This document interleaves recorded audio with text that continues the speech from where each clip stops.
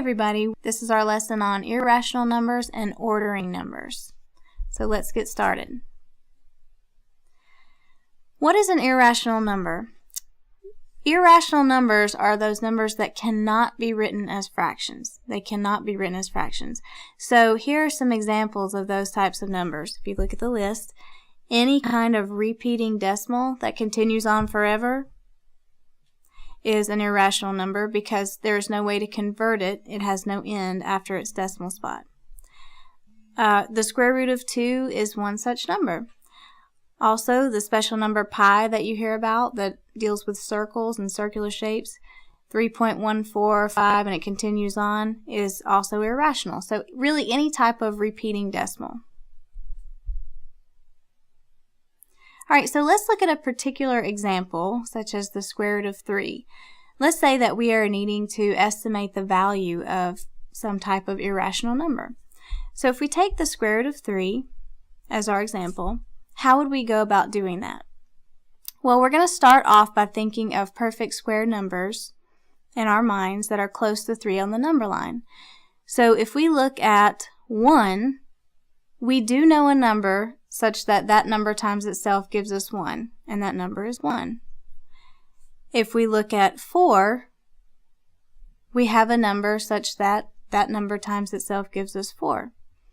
So, but remember, we're needing to find a number such that that number times itself gives us 3. So let's think about this logically. Okay? Remember, 1 times 1 is 1 and 2 times 2 is 4. We need this situation. Number times number equals 3. Well, 3 is closer to 4 on the number line than it is to 1. If you think about that, 1, 2, 3, 4, 3 is closer to 4. So that means that this number here should be closer to 4's square root than 1's square root. So it's going to be somewhere between 1 and 2, okay, but closer to 2. So we'll just estimate. It's going to be more than halfway, so possibly 1.6 or 1.7 or 1.8, and all we can do is estimate at this point. So we know around what it should be.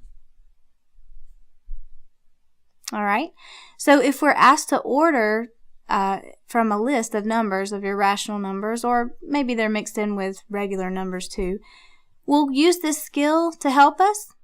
And our strategy is going to be to convert all of our numbers in the list to the same type of number before we start ordering. It's much easier to do that when you have consistency in the type of numbers that you're looking at.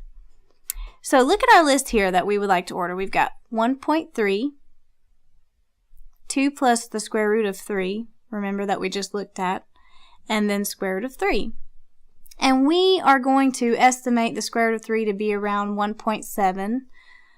So let's go ahead and convert all of these numbers to decimal numbers. So this first one's okay, it's already a decimal, 1.3. The second one, 2 plus 1.7. And then the last one, 1.7. Okay, so we've got our list of numbers here, and let's look at this middle one because we could do a little bit more with that. 2 plus 1.7, if I went ahead and added that together, would be 3.7. So let me rewrite my list over here to make it easier to see. Okay, now I can easily order these because they're all the same type of number. So from least to greatest is our instructions. So let's look for the smallest number. So that is 1.3. So the first one in the list was the smallest. And next I can see that 1.7 would go in the middle and then 3.7. So let me go ahead and write in the numbers that those came from. 1.7 was root 3. And 3.7 was my 2 plus root 3. And that made it easier to order our numbers. So this concludes our lesson on irrational numbers and ordering numbers.